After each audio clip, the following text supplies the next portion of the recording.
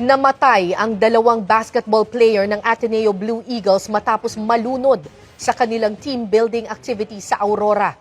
Hustisya ang sigaw ng ina ng isang nasawing player sa insidente. Nakatutok si Mariz Umali. Wala na sigurong masasakit pa sa nararamdaman ngayon ni Rovelyn Baterbonia. Ang pagpunta niya kasi ngayon sa Maynila para sunduin ang anak niyang si Rene na wala ng buhay. Nalunod si Rene kahapon habang nasa isang resort sa Dipaculao, Aurora sa team building activity ng kanyang kupunan na Ateneo Blue Eagles. Masakit! Sobrang support ko mula bata hanggang ngayon. Tapos ginanon lang nila. Kasi kung alam ko lang na may training sila na ganyan, ma'am, kahit mahirap kami, hindi ko yun ipapahamak yung anak ko talaga. Kaya ngayon, gusto ko ng justice talaga kung anong nangyari.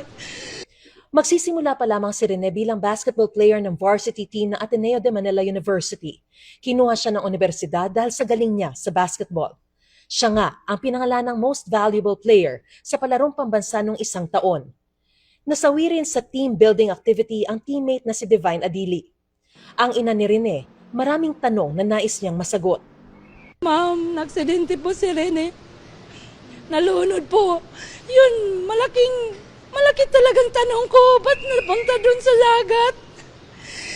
Kasi basketball naman yung anak ko, hindi naman swimming. May mga binanggit din na impormasyon si Rovelyn na nakarating sa kanya. Bakit gano'n ang nangyari sa anak ko? Alam naman nila mabigat yung linlagay nila sa paa o andin sa kamay. Tapos, pinaano pa nila sa dagat?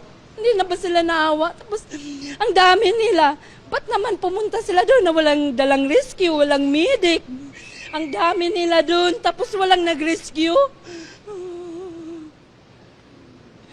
Ba't nila pinapalangoy na yung anak ko na may 20 kilos yung nabigat?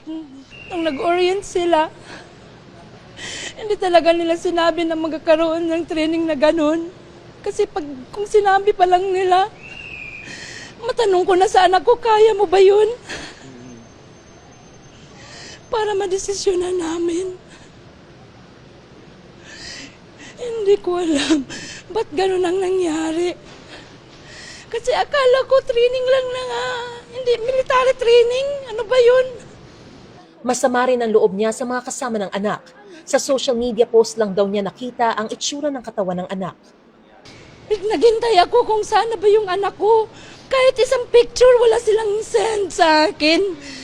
Wala naman lang silang sabi, ma'am, ito na yung anak mo, nakukuha na namin sa dagat. Tapos, dadalhin na namin ito sa Maynila. Wala talaga. Doon ako nakakita ng picture ng anak ko. Tapos, dami ng mga post. Pero, hindi pa talaga ako maniwala kasi hindi ko pa nakita yung anak ko na papatay na. Tapos, biniyahin nila yung anak ko. Hindi man lang nila binihisan, walang damit, yung shirt basa. Tapos, wala pang staff na sumasama sa yung nagsundo sa kanila na walang stop ba sa atin wala talaga. Hanggang kanina palang umaga, nalaman ko na wala na talaga yung anak ko. Isang saglit lang ang pangarap ng aking anak, winasak nila. Nais ng ina na maimbestigahan ng husto ang pagkasawi ni Rene.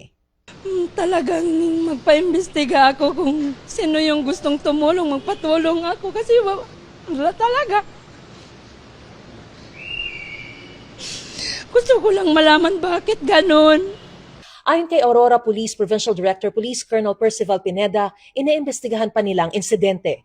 Batay sa bersyong nakuha ng pulisya sa mga kasamahan ni Rene at Divine. Meron po silang some sort ng training or walking doon po sa may pababaw na portion ng dagat, harap ng resort. At accidentally po, may napunta sila sa malalim, may biglang malalim na lugar na napuntahan sila. At yun nga po, tinangin na sila ng agos papunta po sa mas malalim na portion ng dagat. Pero hinala ng ina ni Rene, may foul play na nangyari. Talaga. Kasi yung anak ko, ang daming pasa. Ba't sana ba galing yung pasa? Yung nag-video ako, ang dami daw pasa. May pasa dito, may pasa dito, may pasa sa likod. Pero hindi ko pa yun nakikita. Kaya sabi ko, huwag niyong galawin, pumunta ako dyan. Ayon sa Dipakulaw Police, base raw sa paunang pagsusuri, walang mga pasa si Rene. Pero mayroon daw siyang maliit na galo sa braso. Lumalabas din na hindi lang si Rene at Divine ang nalunod. 4 daw silang lahat pero nasagip daw ang 2 pang biktima. May 4 po na nalunod, pero nga po yung 2 ay nasagip naman, kaya yung lang po ang dinala sa ospital. Naagapan naman. Tubong Agusan del Sur si Baterbonia at hustisya rin ang panawagan ng kanyang mga kababayan. We consider him as a sports hero. We were expecting that he would be playing in bigger leagues in Manila. Rest be assured that the province of Agusan del Sur will never take this lightly. We will never sleep on it. Labis naman ang panghihinayang ng magulang hindi lang dahil sa buhay na nasayang, kundi pati sa potensyal na nawala. Siyempre, ma'am, sakit. Pangarap niya ng mga anak ko. Mahirap kami pero sinusuportan ko talagang mga anak ko para makapag-aral, makapagtapos. Kasi dyan namin hinuhugot sa mga talent nila, yung paghihirap namin. Tapos nauwi lang sa ganun. Ngayong hapon, may mga taga-CIDG na nagtungo sa punerarya para kausapin ang pamilya.